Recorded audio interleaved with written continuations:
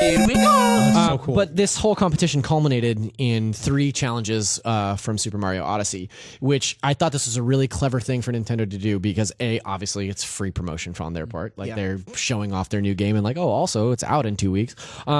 B, it showed us some new stuff in Mario, which you can see here. Cool. These are the challenges. So they did 3 really clever challenges. So the first one they did was this 8-bit 2D challenge. Can you stand on that thing? So here's the deal. So he's going to come out here and hit this POW block, and then it freezes them in place. No, boy. Yeah. And this was a crazy thing it. that there's now a built-in like lore and history to Nintendo World Championships, because when John Numbers was falling behind, everyone was like, "Oh no, the champ is falling! Like, what's happening?" And Thomas just sort of kept going and going, and he figured out first, and it was this really cool moment in the room experience. Yeah, but I think it's a really interesting way that they position this because it's 3 very disparate challenges. Yes. So you'll see this 8-bit one, right? And then the next thing that they showed was sort of this fork flick challenge, which if we're going to show it here, you basically needed to get Cappy. Fork Mario? Yeah, so you basically just needed to work your way up this tower, flicking your hat, possessing the fork stuff, and then like these little engines here throw the hat even further. So you'll see them do things like Mario will throw his hat into an engine, it'll connect with the fork, and then you can fling yourself up further. This to me, this is so smart. well, and I think this is representative of 3 very different eras of Mario, right? So this feels a lot like Galaxy to me. Yeah. You know, whereas obviously the first challenge was more of an 8-bit challenge. And then the last challenge that they showed was sort of a classic N64 style level where you're navigating sort of this ice area, so it's very slick, and you had to kind of speed your way through there and then use Cappy to capture bullet bills and wind your way through some columns. You'll see this here. And then eventually you wind up, see there's capturing the bullet bills, and then eventually you wind up facing off against a boss that reminded me a lot of Godhan from Wind Waker. It's a very cool boss encounter, and I just really like the way that they position these challenges to these guys. Yeah. Like I thought it was a very, very clever way on Nintendo's part to say like, here, this game really sort of has something for everybody.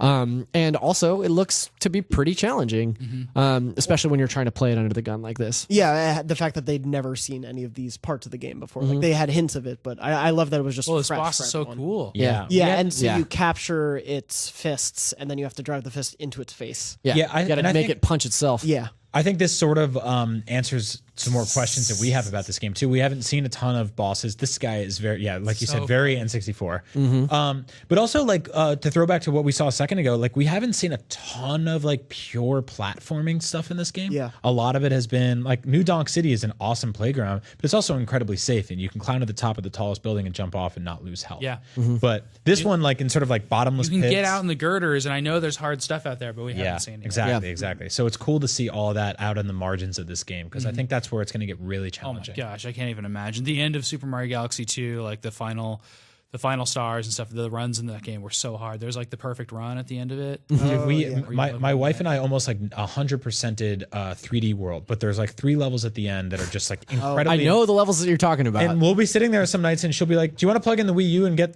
through those levels?" And I was like, "It's not happening. It's just not happening. I don't want to fight with you tonight. It's not happening. I love you. Let's stop." So, while I think that this is a clever way to show off new Mario gameplay rather than just release like a gameplay specific trailer or a launch trailer, I am a little concerned, and I wanted to ask you guys today, have we seen too much of Super Mario Odyssey? At this point, they've done several directs. They've shown a ton of stuff on Treehouse. They've revealed here, like in Nintendo World Championships. Like, do you feel like you've seen a lot of what Mario Odyssey has to offer, and does that diminish your excitement for it? I feel like I've seen more going into this game than I have for any 3D Mario in the past. But I'm also looking more. Like specifically with Mario 64, and I've told this story on the show, I pre-ordered an N64 and Mario 64 and Pilot Wings, all of the launch titles. And I walked into Toys R Us and I saw the first Bowser fight in the game happening. And I just sort of like covered my eyes, like shielded myself and kept walking. I was like, I don't want to see it. I don't want to see anything. I don't want anything spoiled. I saw him grabbing Bowser by the tail and spinning around. And I was like, there's no way in hell you can do that. This is coming off of like, you can't do that in Super Mario World. This was the sequel to Super Mario World. Right. You know how insane that was? So this game, different story. I work at IGN now. It's impossible to avoid almost anything. Some people here go into media blackouts on things. I'm trying my best to do that for Star Wars right now. good luck. Yeah.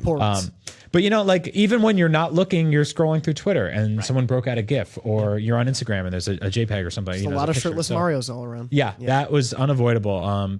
It's a beautiful sight though, so it's okay. I hope it's like a great plateau. Like we saw a lot of Zelda, and it was an unfathomably bigger, more beautiful, more wonderful game than we could have ever imagined. And I think that's the thing that isn't diminishing any of my excitement about it, is that I know just from playing the E3 demo that there are power moons littered across each of these kingdoms, just hidden all over the place. Like in tasks like we saw at the Nintendo World Championship, where you have to complete these insane platform segments. But then also there are just random characters that you'll complete something for that's literally just talking to them and be like, hey, you're a good pal. Here's Power Moon. I love that. And it's like that kind of stuff that's just like, that happened in Mario have done 64 a little bit. Yeah, random toads would be like, hey man, I'll kick you a star. You hustling out here. But yeah, for me, I feel like we have seen a lot of this game, and probably more than I would have wanted, but it still feels like there's so much left to see. Like there are entire kingdoms that they have shown at most a screenshot or 2 seconds of footage of. Wherever Cappy comes from, I want to know the deep lore of the Cappy Kingdom. Like that weird his house. Yeah, let's find out what happens. Where his family is. Yeah. I think he's got a wife and kids back there. You think Bowser has a hat that he uses that has a mind? Hat. Yeah. So you think it has a mind? Maybe. Well, ladies and gentlemen, that was our thoughts on Super Mario Odyssey at the Nintendo World Championship. Remember